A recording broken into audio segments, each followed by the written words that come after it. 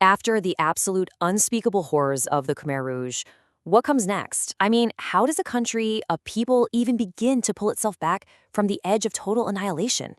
Today, we're going to dive into that very question, exploring Cambodia's wild, tumultuous journey since 1979. It's a story of occupation, of civil war, a massive UN experiment, and the rise of a very different kind of leader. This one image really says so much. After a regime that literally tried to wipe out 2,000 years of history, culture, and religion, just the sight of monks walking freely again. Wow. It was this incredibly powerful symbol. It wasn't about going back to the past, but about taking those first, really fragile steps toward a new future, one built on the ashes of the old. All right, so to really get our heads around this complex story, we're going to break it down into 5 key parts. We'll start with the immediate aftermath of the Khmer Rouge and the Vietnamese occupation. Then we'll look at the brutal civil war of the 80s, this unprecedented UN intervention, how one man consolidated power, and finally where that leaves Cambodia today. So, first up, the end of the Khmer Rouge wasn't some simple, clean liberation. As you're about to see, it threw Cambodia into a brand new and deeply complicated reality where its savior was also its new master. This was the moment, January 1979. Vietnamese troops roll into Phnom Penh and they find a ghost city. They had ended the nightmare, yes. But for Cambodia, this wasn't the end of the struggle, not by a long shot. It was actually the beginning of a decade-long occupation that would shape everything for years to come. So a new Cambodian government was put in place, the PRK. But here's the thing you have to understand. It was a government in name only. The real power, that was in Hanoi. Vietnam was calling all the shots. Defense, security, foreign policy.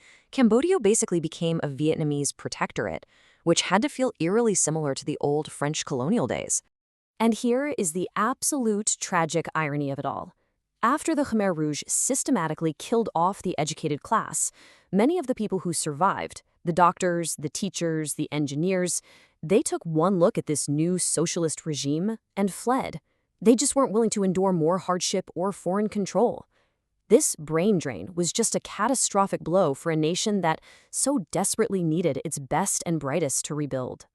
So you might think, okay, the Khmer Rouge are gone, so there must be peace, right? Well, no, not even close. This occupation actually set the stage for a new, grinding civil war that lasted through the entire 1980s. It pitted the Vietnamese-backed government against a really determined and, frankly, very strange coalition of resistance fighters. And this is where the story gets, well, just bizarre. Check out this alliance. You have the Khmer Rouge, the actual perpetrators of the genocide, teaming up with their former victims, the royalists under Prince Sihanouk and some anti-communist Republicans. It was the definition of strange bedfellows, a coalition of convenience united by only one thing: getting the Vietnamese out. This map really shows you how this war kept going for so long. See that long jungle-covered border with Thailand? That became the resistance's lifeline. Why? Because Cold War politics were in full swing. China, the US, and other Southeast Asian nations, all of them hated Soviet-backed Vietnam. So they funneled weapons, money, and aid across this border, propping up the resistance, which, yes, included the Khmer Rouge. It just fueled the fire, year after year, while hundreds of thousands of refugees were trapped in camps along that border. But then, by the late 1980s, the world started to change. The Cold War was thawing, and the big international players who'd been funding this proxy war were starting to lose their appetite for it. And this shift opened the door for something totally unprecedented: a massive international effort led by the UN to try and finally bring peace to Cambodia. And once things started moving, they moved fast.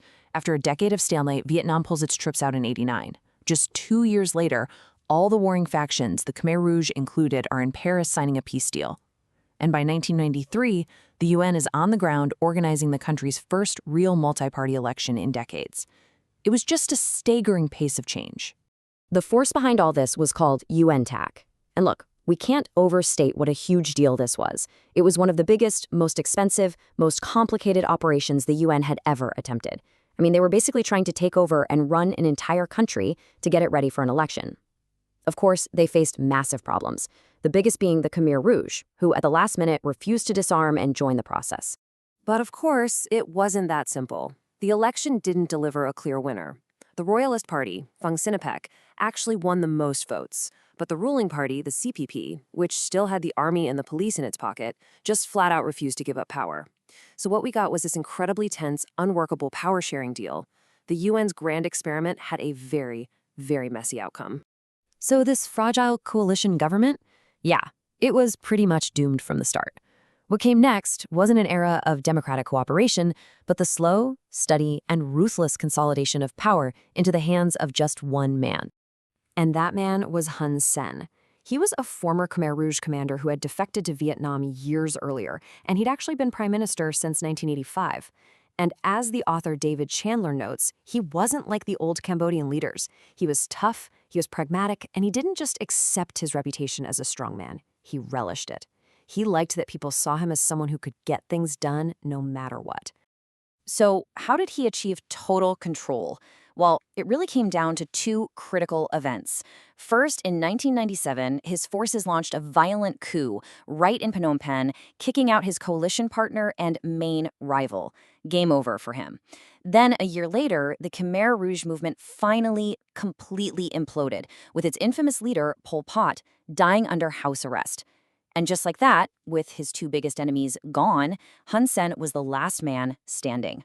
And this quote really gets to the core paradox of his rule, because while his methods were, without a doubt, authoritarian, his vision was, in many ways, modern. He wasn't interested in talking about the ancient glory of Angkor Wat like past leaders. His focus was all on economic development, on bringing in foreign investment, and on turning Cambodia into a modern nation-state, whatever it took. So after all that, the occupation, the war, the UN, the coup, where does that leave Cambodia today? What's the legacy of this long, painful journey? Well, the answer is a really complicated mix of genuine progress and some really profound, deep-seated problems. It's really a story of two sides of the same coin. On the plus side, for the first time in decades, the country was finally at peace. The economy was growing thanks to tourism and the garment industry. Cambodia was rejoining the world. But that progress came at a high price. On the negative side, government corruption was out of control, more than half the country was still illiterate, and the rule of law was incredibly weak. It was stability, sure, but a very fragile kind of stability. And bubbling just beneath the surface of all this was this huge demographic pressure cooker. The population doubled in less than 30 years. And get this, nearly 40% of the entire country was under the age of 16. Just imagine the massive strain that puts on a fragile state that has to educate and find jobs for millions of kids, all while its healthcare system was so broken that 1 out of every 10 babies didn't survive. And this is maybe the key insight from the whole analysis. This modern political struggle, this winner-take-all mentality where powerful people refuse to compromise or share power, that's not new. It's a theme that runs deep, deep throughout Cambodia's entire history. In a lot of ways, what happened after 1979 is just a modern chapter in a very, very old story. And that leaves us with this final, really powerful question. That same resilience, that conservatism that helps the Cambodian people survive things that are just unimaginable, is that same quality enough to help them build a thriving, just, and modern society? Or does a new era demand a totally new way of thinking? That right there remains the central, unanswered question for Cambodia's future.